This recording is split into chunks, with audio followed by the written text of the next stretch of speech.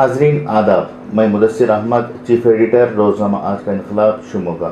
नाजरीन, आज एक मैं मखसूस उन्वान के तहत आपके सामने कुछ बातें रखने जा रहा हूँ और आज का उन्वान है ना मैं खुद खाऊंगा ना किसी को खाने दूंगा। वैसे देखा जाए तो ये उन्वान जो है वज़ीर आज़म नरेंद्र मोदी का है और इसी उन्वान के तहत उन्होंने मुल्क भर में अपनी तशहीर करते हुए इक़्तिदार पर आए। 5 साल कबल जब उन्होंने इक़्तिदार हासिल करने के लिए मुल्क के मुख्तलिफ मकामात का दौरा किया, उस दौरान इन्होंने इसी बात को रखा कि मैं ना खुद खाऊंगा ना किसी को खाने दूंगा। वैसे ये आजकल बहुत कम खाते हैं सिवाय मशरूम के और मखसूस किस्म के पकवान के, लेकिन जिससे जो खाना है वो खा रहा है और मुल्क के बैंकों को बाकायदा लूट रहा है। मुल्क के बड़े बड़े ताजिरान, कारपोरेट सेक्टर के लोग मुल्क के कौमी बैंकों, नेशनलाइज्ड बैंकों को लूट कर बगैर मुल्क चले गए हैं और उन्हें भगोड़ा करार दिया जा चुका है। ये आप तमाम लोग बखूबी जानते हैं।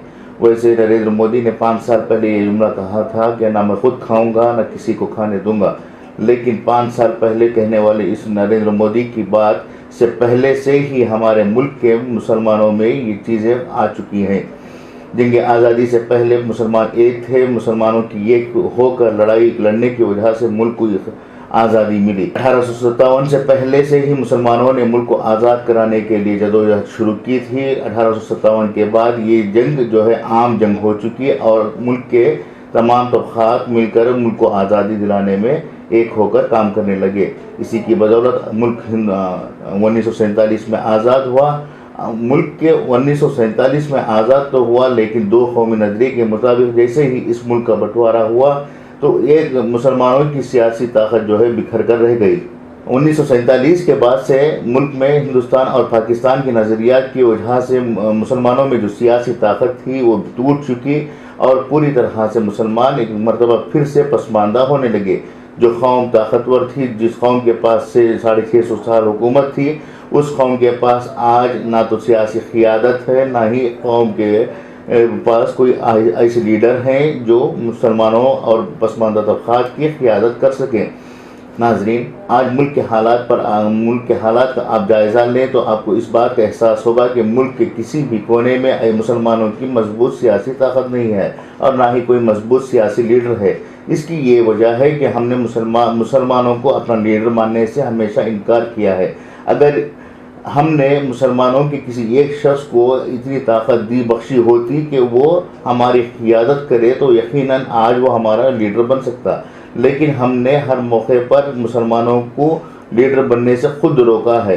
अक्सर हमने देखा है कि जो लोग मुसलमानों के लीडर या क़ायद बनने की कोशिश करते हैं उन्हीं उनकी सियासी और शऊर और उनकी फ़िक्र के मुताबिक लीडर मानने के बजाय उनका बंटवारा हम मसलक और मकतब फ़िक्र की बुनियाद पर कर देते हैं, जिससे हमारी क़ियादत कभी भी कामयाब नहीं हो सकी।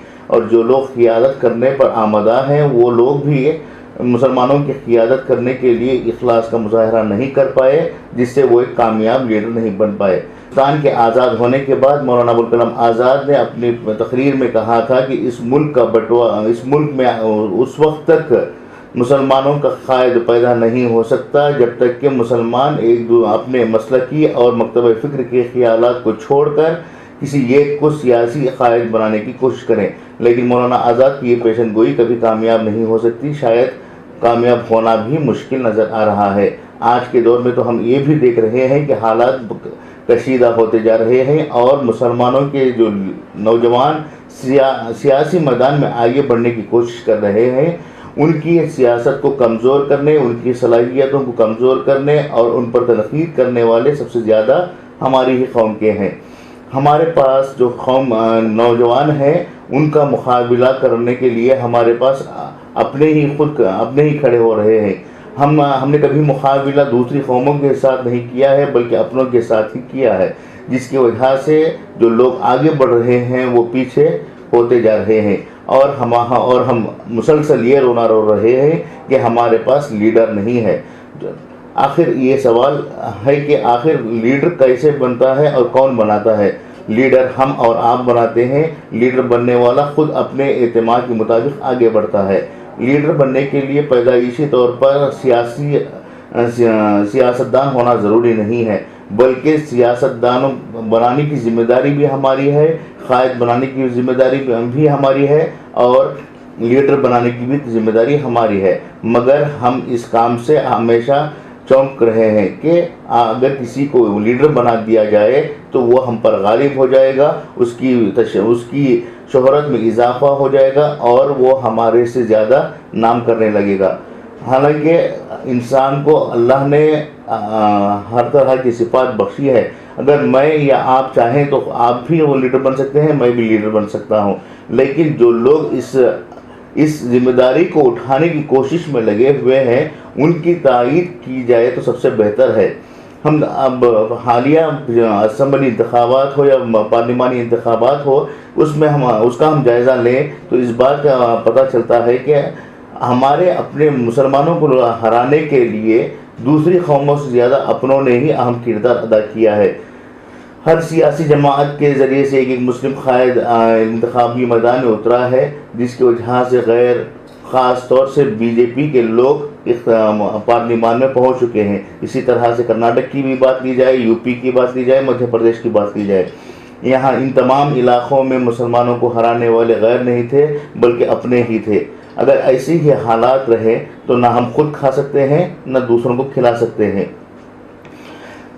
رہی بات قوم و ملت کی خدمت کرنے کے لیے، قوم و ملت کی خدمت کرنے کے نام پر بھی آج کئی نوجوان، درجنوں نوجوان سیاسی میدان میں آنا چاہتے ہیں۔ سیاسی میدان میں آنا ضروری ہے، لیکن اس ضرورت کو صرف انتخابات کے ذریعے سے پورا کرنا یہ ضروری نہیں ہے۔ ہر کوئی لیڈر، ہر کوئی کارپوریٹر نہیں بن سکتا، ہر کوئی کونسلر نہیں بن سکتا، ہر کوئی پارلیمانی رکن نہیں بن سکتا، ہر کوئی رکن اسمبلی نہیں بن سکتا۔ سیاسی میدان میں ہی آپ رہیں، لیکن وہاں پر جو عہدے آپ کو ملتے ہیں ان عہدوں کے ذریعے سے بھی آپ خدمت خلق کر سکتے ہیں، قوم کی خدمت کر سکتے ہیں، ملت کی رہنمائی کر سکتے ہیں، ملت کے مسائل پر آواز اٹھا سکتے ہیں۔ کم از کم آپ جن لیڈروں کے پیچھے رہتے ہیں ان کو تو یہ بات پہنچا سکتے ہیں کہ آج ہماری مسلمانوں کی حالت کیا ہے، مسلمان اپنے لیڈروں سے کیا چاہتے ہیں، اپنی حکومتوں سے کیا چاہتے ہیں۔ ان چیزوں کو پہنچانے کی ذمہ داری بھی سیاسی نوجوانوں کی ہے، لیکن اس کام کو انجام دینے کے بجائے ہر کوئی کارپوریٹر یا کونسلر بننے کی چاہ میں بھاگا جا رہا ہے۔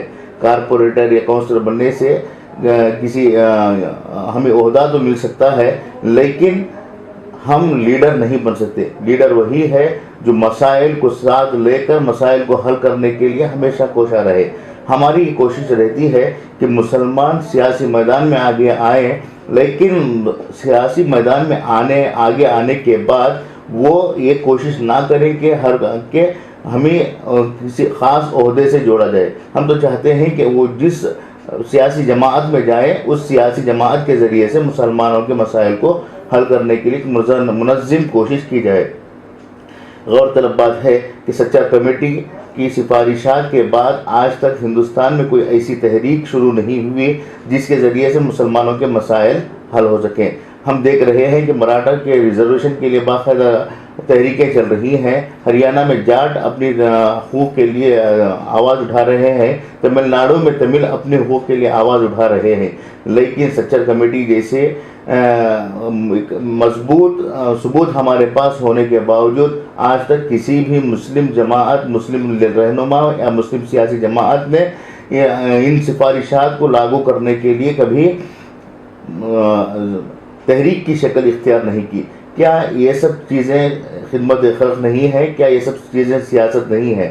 ہم اپنی صلاحیتوں کا مظاہرہ کرتے ہوئے پازیٹیو ریزلٹس لینے کے بجائے ہمیشہ دوسروں کا نگیٹو کرنے کی سوچ رہے ہیں، جس کی وجہ سے ہم زوال کی جانب ہماری قوم، ہماری سیاست زوال پذیر ہو رہی ہے۔